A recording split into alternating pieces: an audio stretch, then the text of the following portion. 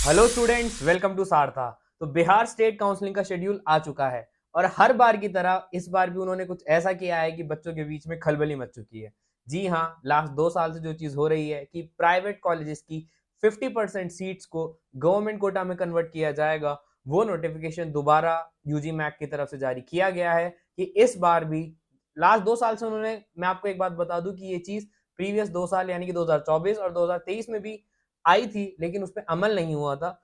इस बार दोबारा उन्होंने ये जारी किया है और इस बार वी आर होपफुल कि कुछ बेटर बच्चों के लिए बिहार सरकार की तरफ से किया जाएगा। क्या नोटिफिकेशंस है, क्या क्या डिटेल्स हैं, कब से काउंसलिंग स्टार्ट होने वाली है, कब से चॉइस फिलिंग है, किस तरह के डिफरेंट डिटेल्स है, वो सारा मैं आपके साथ आज की वीडियो में डिस्कस करने वाला हूं। एंड तक बने रहिएगा। और जो भी बच्चे हैं जो बिहार स्टेट कोटा की काउंसलिंग में पार्टिसिपेट करने वाले हैं, उनके लिए बहुत इंपॉर्टेंट और बहुत इंफॉर्मेटिव वीडियोस होने वाला है। और अगर आपको लगता है कि आपको किसी भी तरह की प्रॉब्लम फेस आ रही है काउंसलिंग में, तो डिस्क्रिप्शन में दिए गए हमारे नंबर पर कॉन्टैक्ट करिए टीम से, वो आपकी क्वेरी रिजॉल्व करा देंगे। तो चलिए आज का वीडियो करते हैं स्टार्ट। सबसे पहले देखिए यूजी मैक की तरफ से जो आया है कि क्या क्या इंपॉर्टेंट डेट्स है। सीट मैट्रिक्स कल आ चुका है 29 तारीख को। आज से online registration and application submission cum choice filling for first and second round start हो चुका है। लास्ट डेट क्या है? 4 अगस्त। लास्ट डेट ऑफ पेमेंट 4 अगस्त रात 12 बजे से पहले। पब्लिकेशन ऑफ रैंक कार्ड 6 तारीख को आ जाएगा। फर्स्ट राउंड का प्रोविजनल अलॉटमेंट 9 तारीख को। Downloading of allotment letter first round को और डॉक्यूमेंट वेरिफिकेशन भी फर्स्ट राउंड में। तो ये कुछ इंपॉर्टेंट अपडेट है जो बीसीईसीई की तरफ से जारी की गई है। वेबसाइट में आपको बता ही रहा हूँ कि, और इसी के साथ साथ मैं आपको वेबसाइट के ईमेल आईडी और फोन नंबर भी दे रहा हूँ। अगर आपको कोई डाउट हो तो यहाँ कॉन्टैक्ट कर लीजिए, बट कोई आपको यहाँ से सोल्यूशन मिलता नहीं है तो बेटर है आप हमारी टीम से कॉन्टैक्ट कीजिए ताकि हम आपकी हेल्प कर सकें।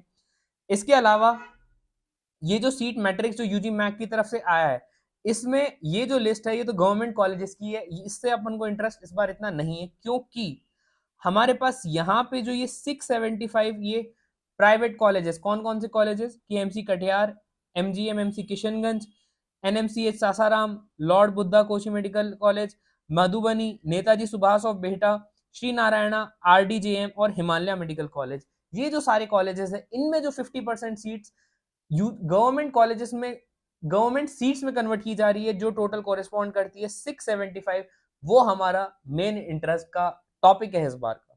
देखिए लास्ट ईयर की मैं बात करूं तो जनरल ओबीसी के लिए अप टू 28,000 तक पॉसिबिलिटीज बनती थी कि मिल जाएगा, लेकिन इस बार मैं आपको बोलता हूं कि जनरल ओबीसी वालों के लिए मान के चलिए अगर आप 35,000 तक है तो आप सेफ रैंक में, अगर इस चीज पे अमल होता है तो।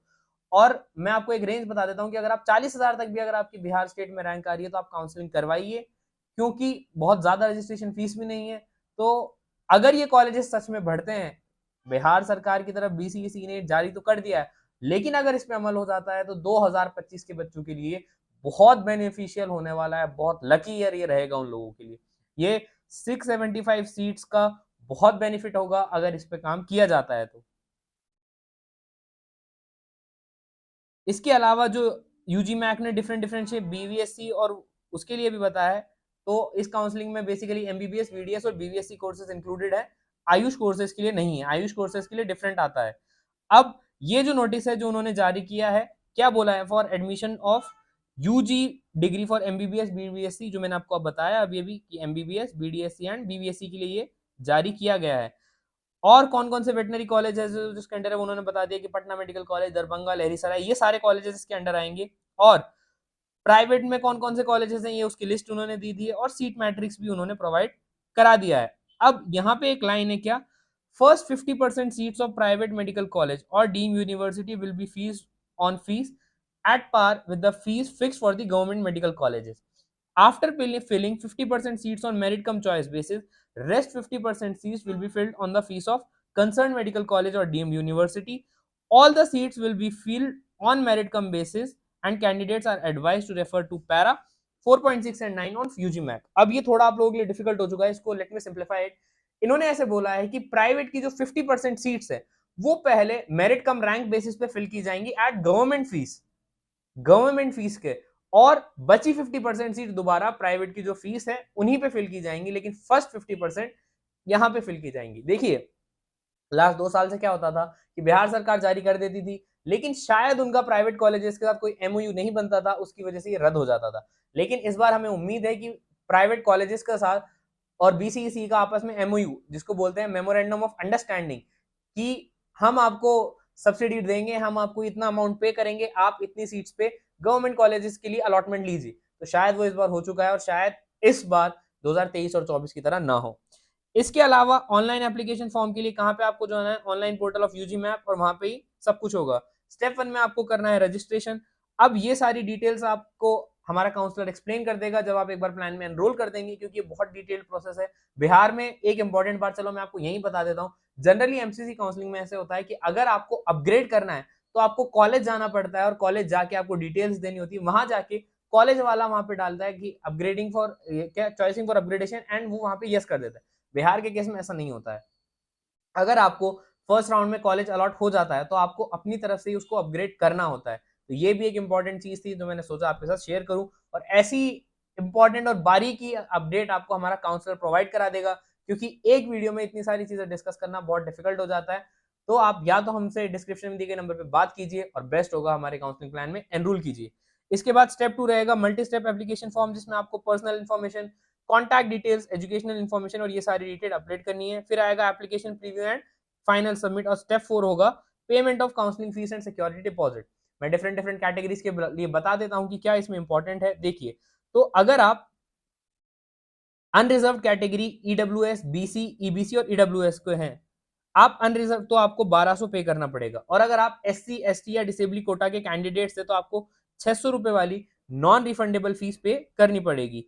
And all the candidate, but अगर आप प्राइवेट कॉलेजेस में जाना चाहते हो, ये जो मैंने बताया ये गवर्नमेंट के लिए, लेकिन अगर आप प्राइवेट में जाना चाहते हो तो इररेस्पेक्टिव ऑफ कैटेगरी आपको सबको 1200 वाली non refundable registration and counselling fee देनी पड़ेगी।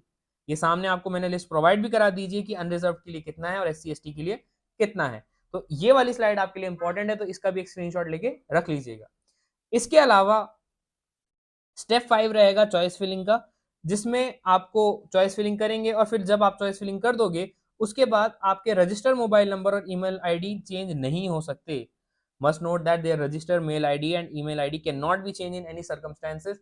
तो बहुत ध्यान से, बहुत सेफली अपना रजिस्ट्रेशन कीजिए, किसी भी तरह की गलती ना कीजिए, एक एक्सपर्ट से अपना काम करवाइए। लास्ट में आपको क्या करना होगा, डाउनलोड कीजिएगा कंफर्मेशन स्लिप, और फीस रिसिप्ट आपको चॉइस स्लिप की मिल जाएगी।